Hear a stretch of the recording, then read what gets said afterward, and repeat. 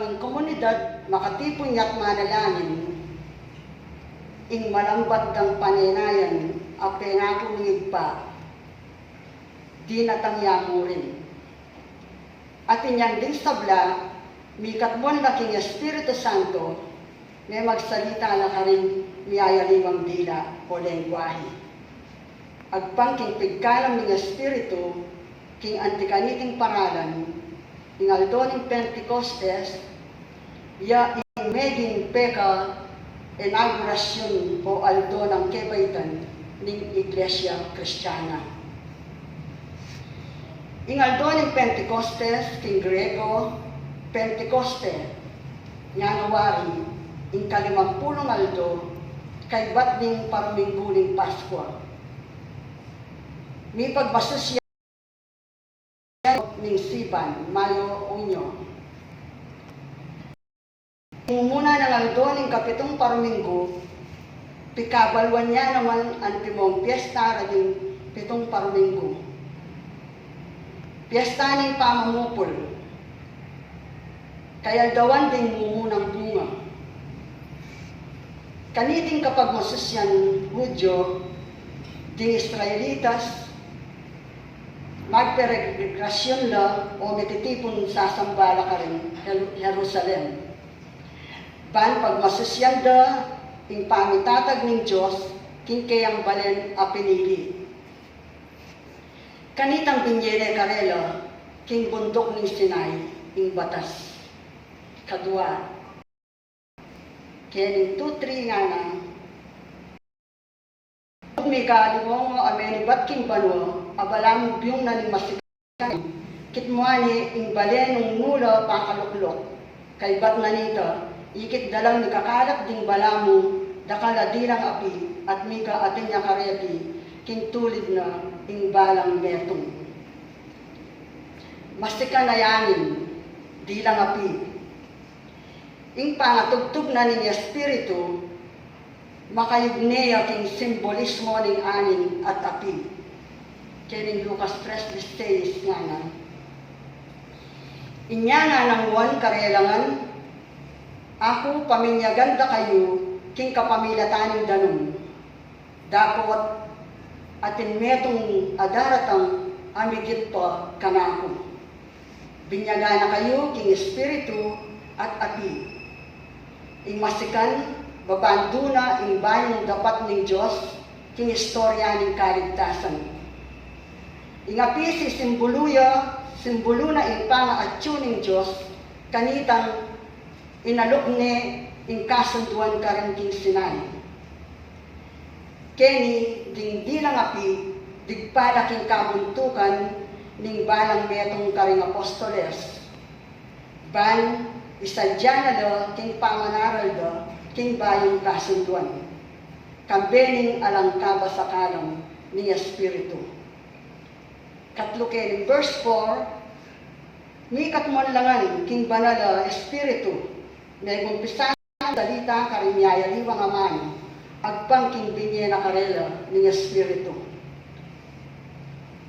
Migmula lang may mamagsalita karimyaya liwang lengguwahe, ingkalang dingdila keni ene kalupanitang ekstatikong pamanalangin at ay tinsyan apa magsalita babanggitan ng Pablo king munang Korinto 12:4 sana.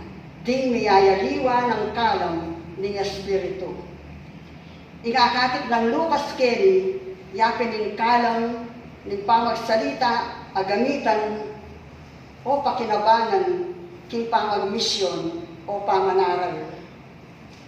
Mekad, burina naman pawaga, ing pangatong balik na nitang nepalyari, king Tore ng Babel. Nung kanita, era na ikwang ikakaintindi rin tao, agyang metong lamang lengguwahe. Ngeni, agyang miyaliwa na lengguwahe, mikakaintindi lang. Antila mo, waring daramdaman king sarili rang lengguwahe. Lipat ning ding apostoles, Galileos langan.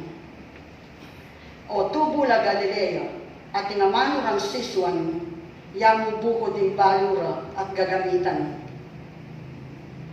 Kening verse 14 hanggang 17 nga na, yung sermon ng Pedro ka rin. Kanita tinalakad siya Pedro at ting 10 nga apostol at nga nang nagsalitang masikan ka rin tao, kabale na Hudyo at ikayong sablang manunanan keti, Jerusalem. Pakiramdaman niyo ko at paitulot yung sabyan ko kay kayo nung namin kabalduganan niti. Ela malasing ding taong din, ang tiboy ng isipan niyo karela. Alas 9 na pamong ng abak, tutupang marami. O na iti ang sinabi na ng Propeta Joel, iti ang kakong daptan, karing tauling aldo, nga na ng Diyos. Tinan kula ding sablang tao, king kakong espiritu, ding anak mo manulala, ding kaya kang bayang taong manatili lang, manakit lang bisyon, at ding makatuwa mong lalaki, maninaplo. Wa, pati na karing kakong talasun wala lalaki at babay. Itugtug ke, in kanakong espiritu, ketang aldo nga ita. Ing pamagsalita ng Pedro karing takalataw.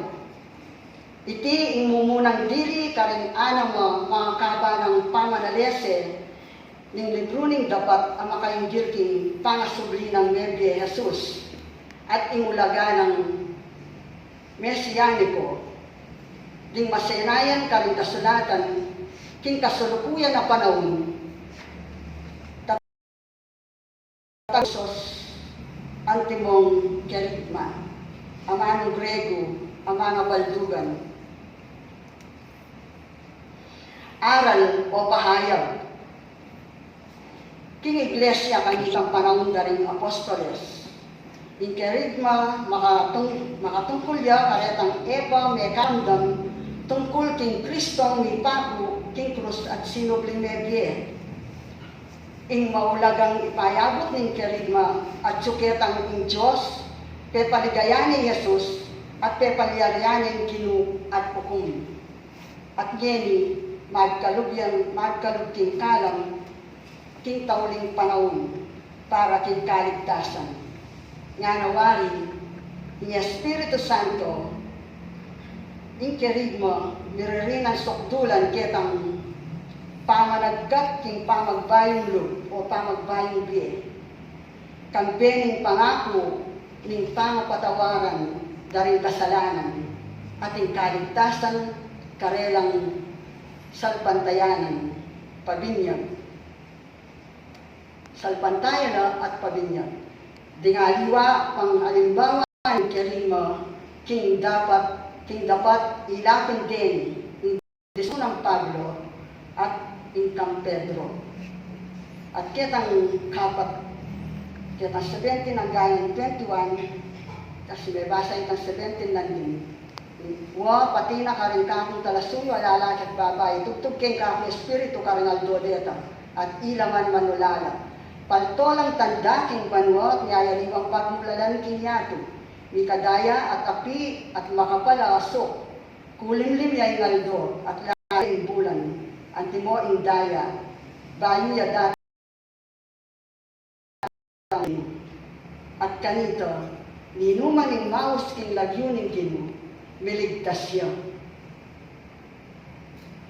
Itugtog king kakong espiritu, king meto ketawan, karing sablang tao. Ng espiritu, yan pamunto katalakimot king dapat. Itang metangal, kinaldo ning Pentecostes, yan pangatupad ng propesiya ng Propeta Joel. Jesus, pepaitas neking wananing Diyos at tinggap na niya pa ng Espiritong may pangako. At tinggap na neking iba ng Espiritong may pangako, niya ni tutugtog niya in kay ang Espiritu king meto ketawan.